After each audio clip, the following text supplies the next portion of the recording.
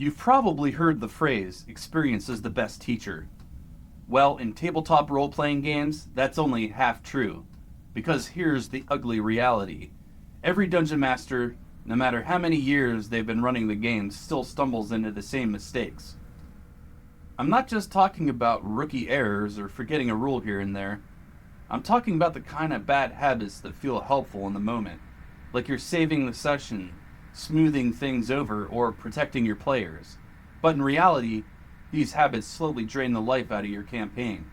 And I guarantee you've done at least one of them. Probably more than one. Now, I'll warn you up front, some of what I'm about to say might sting, because the truth is, a lot of dungeon masters defend these habits as just how I run the game. But that's exactly the problem. These aren't little quirks, they're structural cracks in the foundation of your table. And if you don't patch them up, those cracks can bring the whole thing crashing down. The table cracks, the tension drains, and the game collapses.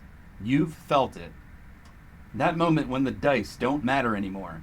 When the players tune out because nothing they do actually changes the story. When the rules spiral into arguments and the DM is drowning in notes trying to keep control. That's not role-playing, that's collapse. And if you've seen it once, you know how fast a good game can die. Let's break down the 5 biggest mistakes dungeon masters still make, and more importantly, how to avoid them. Mistake number 1, fudging the dice. This is one of the oldest habits in the Dungeon Master playbook. You're behind the screen. The players are on a knife's edge, and the dice clatter at a result that feels unfair. Maybe it's a crit that would drop the cleric in one blow. Maybe it's the villain you've built the whole story around, about to die from a lucky arrow shot. And the temptation whispers, nobody saw it, just adjust the roll, protect the story. But here's the truth. The moment you fudge a die, you've told your players that dice don't matter. And if the dice don't matter, then nothing does. The tension evaporates. That thrill of chance, of the story teetering on the edge of disaster or triumph, gets flattened in a pre-written outcome. Players might not call you out, but they'll feel it. They'll start second-guessing rolls. They'll stop leaning forward when the dice hit the table, because deep down, they know the results are just theater. The fix is simple but brutal. Let the dice fall where they may. Embrace the chaos. If the cleric goes down, that's not the end of the story. It's the beginning of a new one. If the villain dies early, let that twist reshape the campaign. Those unexpected turns are where the most legendary stories are born. Mistake number 2, over-prepping every detail. Every DM does this at some point, especially early on. You spend hours writing perfect dialogue for your innkeeper, mapping every room of the dungeon, filling binders with lore nobody will ever see. And then, the players walk past all of it. Or worse, they derail the session completely, and all that work turns into wasted paper. The problem isn't the effort, it's the control. Over-prepping locks you into a script. Instead of reacting to the players, you end up dragging them back to what you've already written. That's not role-playing, it's railroading, and it burns you out fast. The fix? Prep situations, but not scripts. Give the innkeeper a motive, not a monologue. Build the dungeon as a set of challenges, not a movie set. Then when the players zig where you expected them to zag, you can adapt without throwing away hours of work. Mistake number 3, ignoring time. This one is sneaky because it doesn't show up as an obvious error at the table. It shows up in the feeling of the game. Most campaigns, if you look closely, exist in a vacuum. The dungeon waits politely until the heroes arrive. The villain stays frozen in place until the party kicks the door down. Nothing happens unless the players trigger it. And when that's how the world works, nothing feels urgent. There's no scarcity, no pressure, no reason to act boldly. Players slip into endless rest cycles. Because why wouldn't they? Nothing's moving without them. But here's the thing. Time is the invisible engine of tension. When you start tracking it, everything changes. Torches burn out. Wandering monsters show up. Rivals reach the treasure first. Winter closes in. Suddenly the world isn't waiting. It's moving forward with or without the party. The fix is simple. Track time. Use a calendar, a clock, or even just a rough note on how many turns pass. Tie consequences to its passage. Make events unfold even when the players aren't there. You'll be amazed how quickly the table shifts from cautious to decisive when they realize the world doesn't stop for them. Mistake number 4.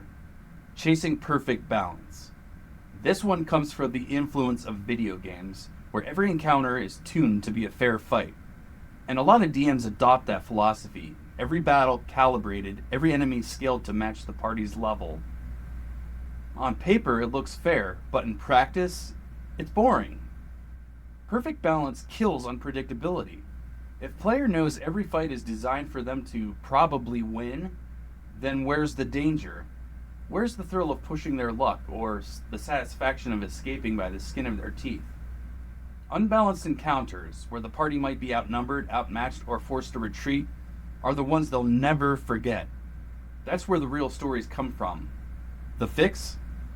Let imbalance exist. Throw in enemies they can't beat. Give them battles they can crush, and some that force them to think creatively or run. The uneven edges are where tension thrives, and where the game stops feeling like a scripted adventure and starts feeling like survival. Mistake number 5. Neglecting player agency. This is the mistake that kills campaigns faster than any monster ever could. It usually happens with good intentions. The DM has a story they've worked hard on. They've planned the villain's big reveal, the climactic battle, the emotional beats. And when the players go off track, the DM steps in to fix things, nudging, forcing, or outright overriding their choices to keep the story on course. On the surface, it looks like you're saving the game, but what you're really doing is robbing your players of their agency. They stop being adventurers with free will and become actors reading lines in your play. And once they realize that, the game stops from being collaborative storytelling and starts feeling like a railroad ride they didn't ask to board. The irony is, the best stories in tabletop RPGs aren't the ones you write ahead of time. They're the ones that emerge from chaos, from the choices your players make, and the consequences that ripple outward. The fix is simple, but it requires courage. Present choices and embrace the chaos that follows. Don't protect your story, protect your players' freedom to shape it. If they burn down the inn, let the town turn against them. If they ally with the villain, let that decision reshape the campaign.